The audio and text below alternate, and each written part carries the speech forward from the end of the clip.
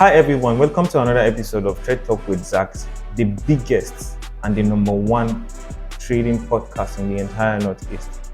Here with me is Jeremiah Peters, also known as JB Green, the head of operations of Caris Trading Institute, and is going to be sharing with us a lot of deep insight when it comes to fundamental analysis. This is someone who is big when it comes to fundamental analysis.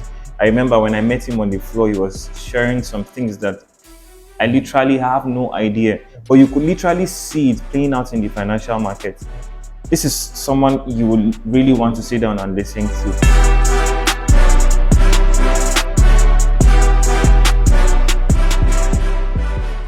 Literally saw that the stock market lost about $4 trillion rather in market value because of the recent tension, the trade war, and the fact that the president of the United States could not rule out the possibility of recession. So do fundamental analysis even matter when it comes to trading the financial market? Okay, so thank you so much for having me again. And yes, the thing is, when it comes to, like, when we're talking about the stock market, tariffs is something that tariffs has always existed, especially when it comes to Donald Trump and his own regime when he's actually president. Right. So, but when he came around this time, if you study even during his campaign, he kept talking about the fact that he was going to impose tariffs, increase tariffs, and I'm sure he planned to cushion inflation in the US with the tax cuts and all that.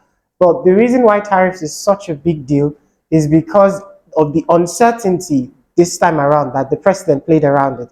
I mean, you could see tariffs would come up and then a negotiation will come and then they would pause tariffs or postpone it, and sometimes he will come and impose. I mean, he was threatening over close to like 200% of tariffs, and this actually created a lot of uncertainty, and the stock market does not like uncertainty, and it was something I hinted before the fall actually happened. Right. So the uncertainty was one of the reasons why the stock market actually sold off, that led to a decline in its market value up to that extent. And the reason why many people might not really pay attention to fundamental analysis is because, when we are trained to move by what we see, and the chart is most always rightly in front of us. Exactly. So since the chart is like in front of us, it makes it difficult for people to believe there is something else that moves the market apart from what we likely see. And of course, technical analysis is so vast that we can bring any reason as to why the market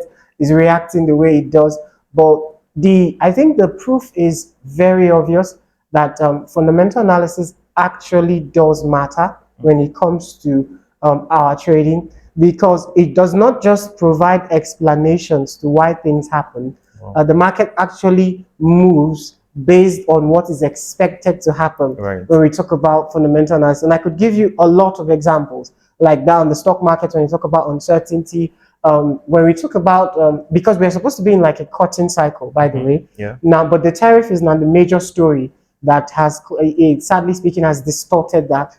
But when it comes to a cutting cycle, we're expecting the major central banks to start slashing interest rates this year. So I came into the year with the expectation to start selling off major asset classes against the Japanese yen, because they are like the ones that the Bank of Japan was, because they wanted to control inflation. And for the first time from last year, you notice they had kept interest rates stagnant for decades, and only to come and say, okay, they didn't just come and say, okay, we'll start. They actually started hiking rates.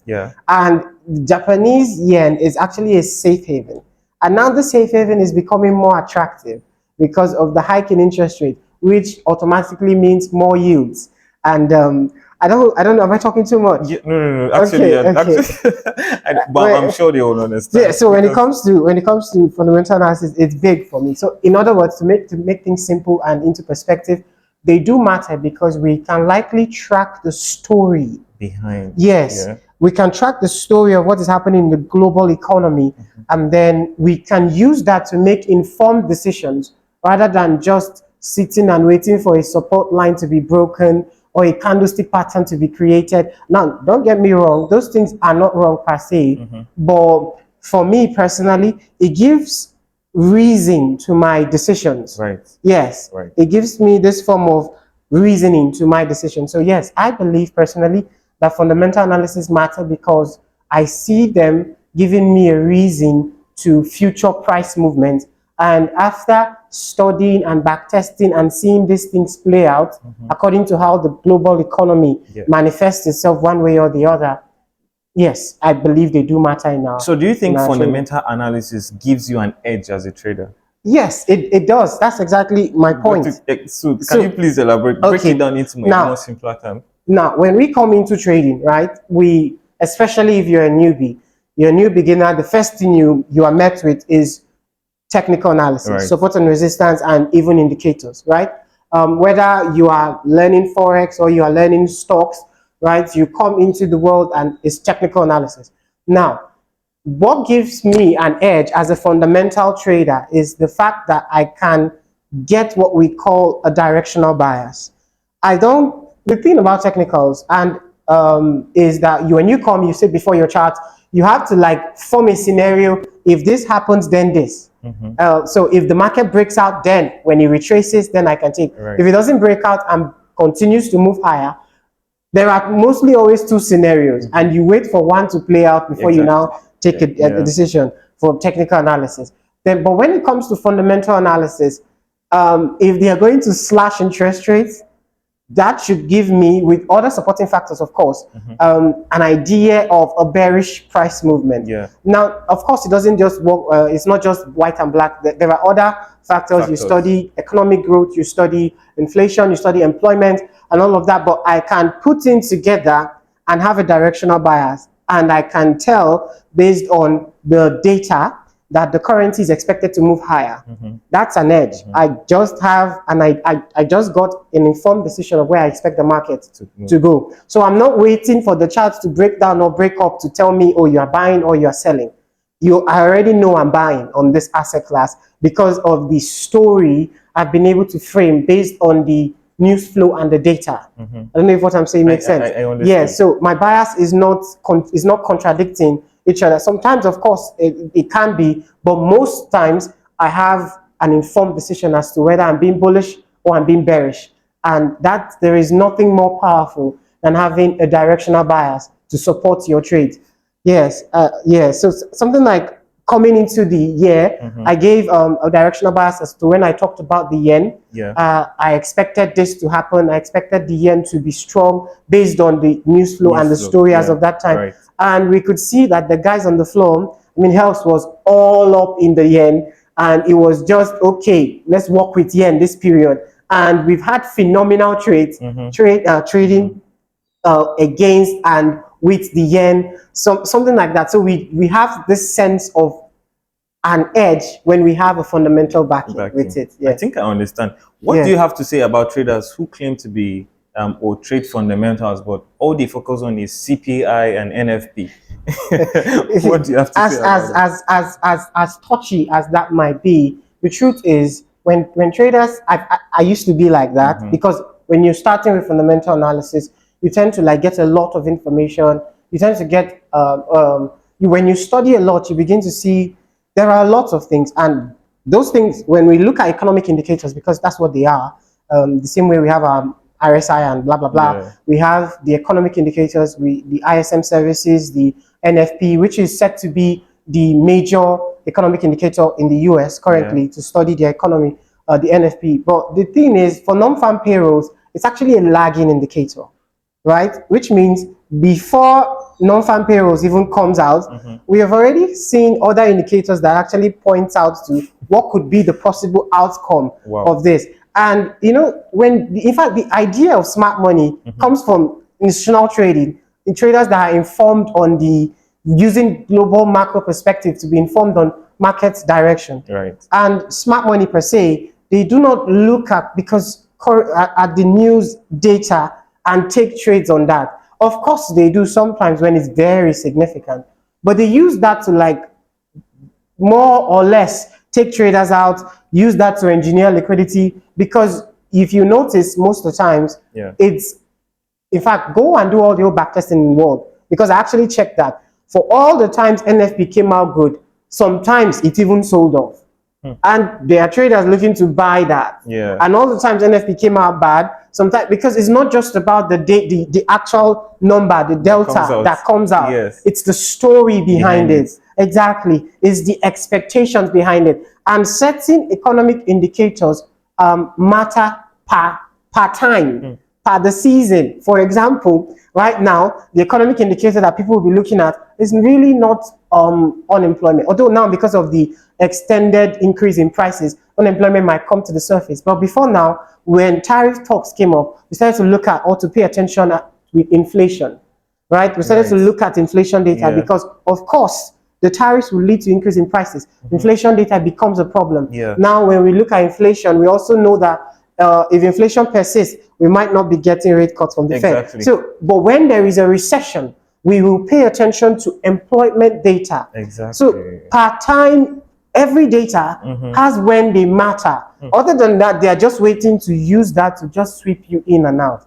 So, an approach that tends to say, I trade the news, right? I'm waiting for NFP to come out and then I go in. The way to actually even do that, for you to see consistency, is to wait for the data to come out. When you wait for the data to come out, the market digests the data, the whipsaw is done, then you can now make informed decisions based on continuing the story or based on the story that has now changed to now join that flow. But as to like place a trade before a news event and then be agitated and allow the market, there is no consistency there. So should we call them fundamental traders? That's what they call themselves. That's what they call themselves. So when they say I trade the fundamental analysis and they're literally just waiting for the market and you see them on edge, I'm like, okay, I mean, everybody, you're entitled to call yourself whatever you want, but actual trading with macro analysis is not that. It's telling the story, it's studying the market, it's gathering the data and building a theme around it. Right? That's how macro analysis works. That's how macro trading works. Right? So yeah, basically that's the. So let's calm the tension down. For a lot of people, so that we won't lost our audience. Yes. So can you tell us an example of maybe the biggest trade you have taken using fundamental or the craziest? Let me use that word. So I've had many runs on fundamental analysis. Now I can't use because I also studied a lot of technical trading. So I can use I can use fundamentals for day trading once in a while. But the best trades actually, because fundamentals don't change very often, they actually take time to morph, and fundamentals can most importantly drive the assets in the long term. Because fundamental analysis talks of the intrinsic value of an asset, whether it's stocks, whether it's bonds, whether it's Forex. So one of the major trades I've taken, it's actually relatively simple. I mean, when you talk about the stock markets, the trade about the uncertainty, I actually spoke about that. I was positioned to trade the stock market. But one of the months that resonated with me was in 2023. Sadly speaking, it was the tensions between Israel and Gaza. And if you study fundamentals, an aspect of it is sentiment analysis. And gold is traditionally a safe haven. So when the tension started to brew and we started to hear about it, fundamentals is reacting ahead. Investors and large institutions, they don't play with their funds. There's such a thing as capital flow, and they don't play with their capital. Once they hear uncertainty, once you hear the term risk off in the market, they are moving their money where it will be safe first. They like to run first and ask questions later. So when you know that about sentiment analysis, you know that once that thing becomes escalated, so when the tensions began to morph, I called my mentor at that time. I said, I know you are good with institutional trading and smart money concept and all that, but I want you to buy gold. And every time there's a sweep in liquidity, buy gold. At first it was like, of course he knows why I'm saying that, fundamentals and all that. And then he didn't pay attention until he saw the gold started to buy. This was like around October 2023, if I'm not mistaken. And me personally, I felt like it was my turn to shine because I mean, technical traders, every time you always have an opportunity or something to inform a trade. And that was how the market bought. I think even into January, we still see, we kept seeing the gold, it kept rising, and then it was phenomenal. It was a very simple trade, per se. It was simple because it was sentiment. And yes, this is it. One of the hints, if you are a trader, you need to study sentiment analysis.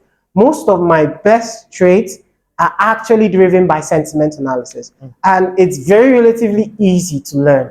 Yes, so there are a lot of other runs when you talk about interest rate differentials, especially when you're looking at the yen. The yen is very sensitive to interest rate. So I've had many runs with fundamental analysis, but when you talk about the biggest, that was it, and it was simple. It was straightforward. So it was the trade in gold. Wow. Yes. Wow, that's yes. awesome. So we are going to take a commercial break right now. See you when we get back. If you're interested in learning how to trade the financial markets, we have a free course for you. So we're going to leave the link in our bio. Make sure you click the link in the bio. You'll have access to our free courses. And also, if this podcast has helped you, please like and share. And also, we'd like to know your thoughts in the comment section. If you have something specific that you want us to talk about, please drop a comment in the comment section. So let's get back to the episode. Welcome back to Trade Talk with Zach. So we are going to dive even deeper into certain things, but I want him to give us a clarity or maybe an insight to understanding risk on and risk off assets. Okay. Yeah, because I believe we talk about safe haven assets. Yeah. So how do we know, or how do we better position ourselves in terms of tensions and uncertainties? Yes. Okay, that's a very good question. I think I mentioned sentiment analysis. Yeah. Sentiment analysis is relatively easy to learn. Once you know the asset classes that are available. Okay, so let me just we have the stock market. Yeah. We have the Forex market, the currency market. We have the bonds market, the commodities market, and we have others, but basically these are the four major ones. And of course, now we have cryptocurrencies. Now, every asset have when they thrive, and this is because of what they are. So what I mean is, like for stock market, it is mostly regarded as a risk asset because it relatively has more yields. When you invest in the stock market, the returns are more. And then when something wrong is going on, or say there's uncertainty or there are tensions, we have what we call safe haven assets. So the safe haven asset, we start with say bonds. Right. Traditionally speaking, bonds are actually safe havens because it is set for, especially when you talk about government bonds. So the US government bonds is traditionally a safe haven asset because your capital or your funds are protected. They necessarily might not have more yields per se until seasons change, Right. but they protect your assets. So bonds are traditionally safe havens. Now, stocks are traditionally risk assets. Then when you dive deep into commodities, there are certain commodities that are said to be high yield commodities and risk commodities, and there are certain commodities that are said to be safe havens. Example is the gold, right? Then when we drop down into currencies, there are specific currencies that are said to be safe haven currencies, where we talk about the Swiss. And the reason they are safe havens is because your funds are protected, but they necessarily do not offer more yields, but they protect your funds. When you talk about the ones that are more of high yields, they give high yields, but they are not, so to speak, safe havens, right? Now, we have Australian dollar, we have Canadian dollar, we have the New Zealand dollar, and these are regarded as high yields currencies, and because their economy is mostly, they export a lot, right? So the Australia, they export gold, they export steel, they export aluminum. So they thrive on exports before they now start talking about their services sector and all that. So because they do that, when you invest in them, they have more return, they have high yields, right? The New Zealand exports milk, more soft commodities, but they do the when you talk about Canada, they are said to be one of the biggest in oil exportation. They also produce gold too, but they thrive on exportations, right? So now, in order to incorporate this into our trading, right, we need to put these things in different boxes. Now, times change, and as things are changing, you need to study them. So when we're studying sentiment and intermarket analysis, you need to know that in uncertainties, the risk on assets, the high yield assets, would tend to not see capital flow into them. In other words, they will drop in prices. They will sell off. Then the safe haven asset will attract more funds into them. In other words, you will see them begin to rise, right?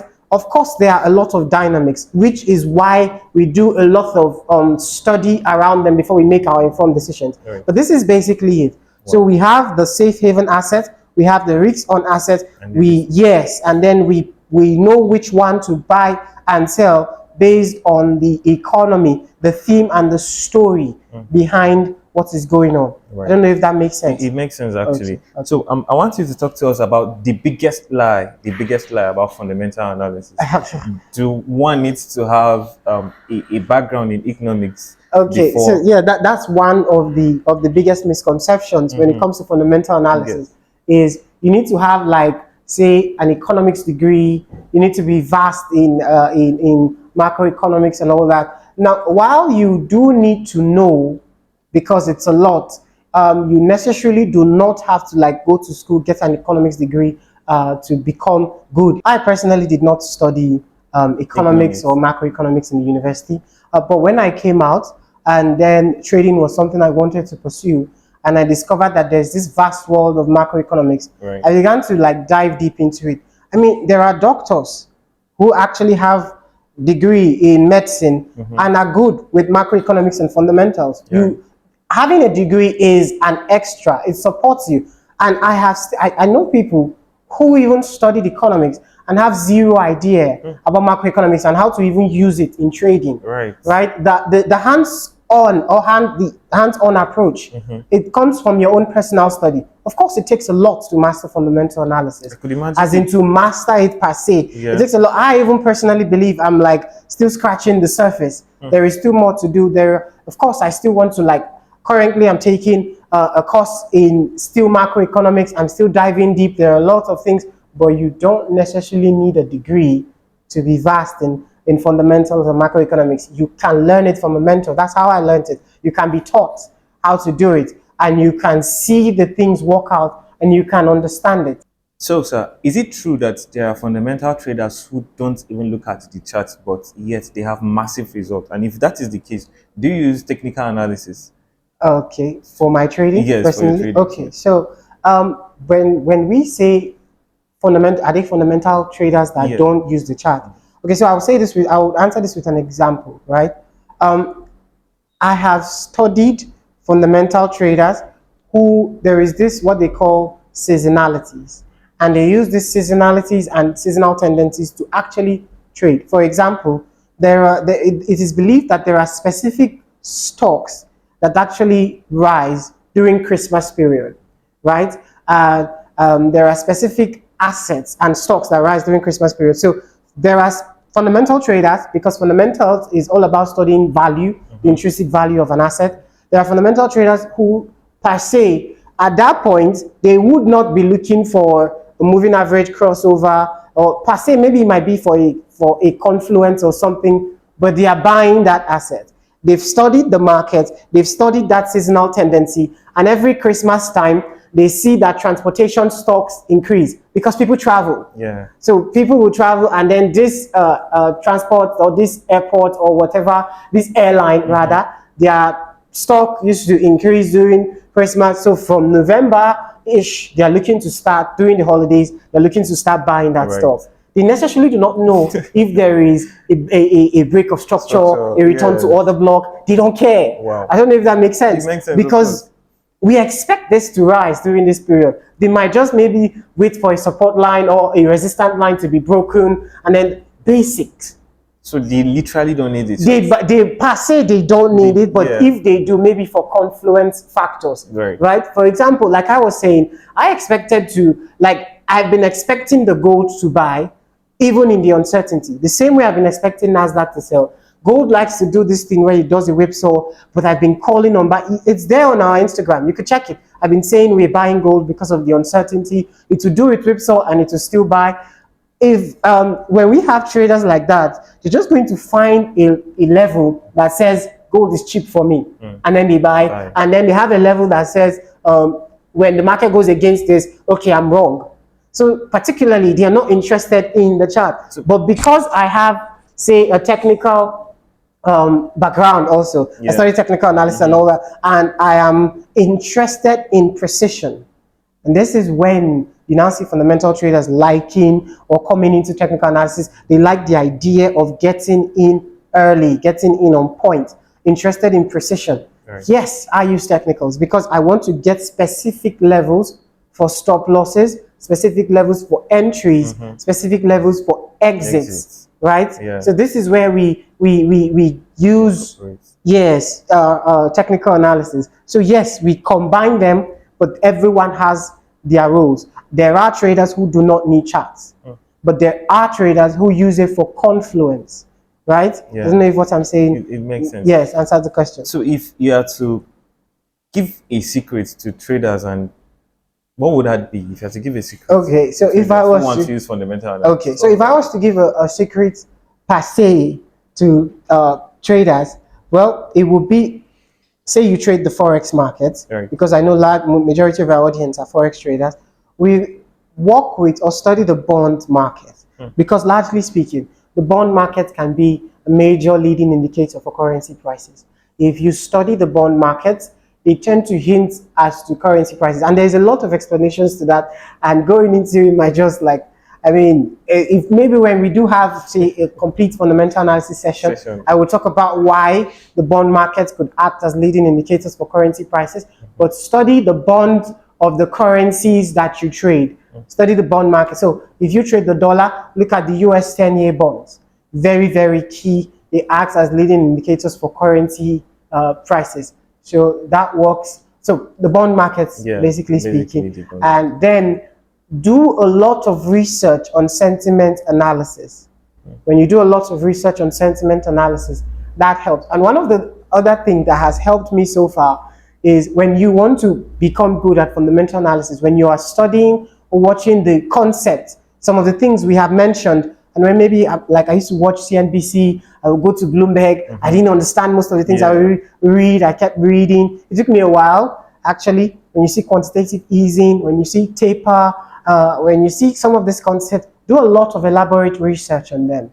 And then go back test when it happened, how did the markets react? And then you begin to see a lot of lines, you begin to connect the dots, it begins to make sense for you. And eventually the story will come to limelight. You also need to be like patient and learn to read so that you can extract the story, because a lot of the information sometimes might be too much for you. But with time, you begin to filter what matters per time, per season. So there are some specific indicators I'm not looking at now. But when the tide changes, I will stop looking at some of the ones I'm looking at and start looking at this one, and I compile the data. Yeah. And I tend to build a chart for it itself and see where we could likely be moving forward to. But overall, study the bond market, be passionate about learning, right? When they say concepts that you don't understand, go do your research, right? And you will thank yourself because you can give a lot of explanation. So if traders come up, why did the markets turn? Excuse me? It's there. Trump is negotiating with the Prime Minister of Canada. Of course, the markets will turn. Of course, exactly. So yeah, I could go on and on with a lot of this. So I might want to put the strains back. But yes, fundamental analysis do matter in your trading. They give perspective, they give explanation, they give directional bias, and they can tell you the intrinsic value of an asset, so you can take advantage of it now before it morphs. Yeah, so yes. Wow. Basically that's it. Yes. Thank you so much. I mean, it's very wonderful having you on the show. Thank you for having me. You spoke about a lot of things, but just like you said, one thing you need to do is you need to sit down and study these things before you can be able to clearly understand what and how to apply it. Right. So thank you so much for being here with me. Yeah, you're welcome. Thank you for having me, Zach. Just like I said, this is Trade Talk with Zach, the biggest in the entire Northeast. All right, so see you in the next episode. Cheers.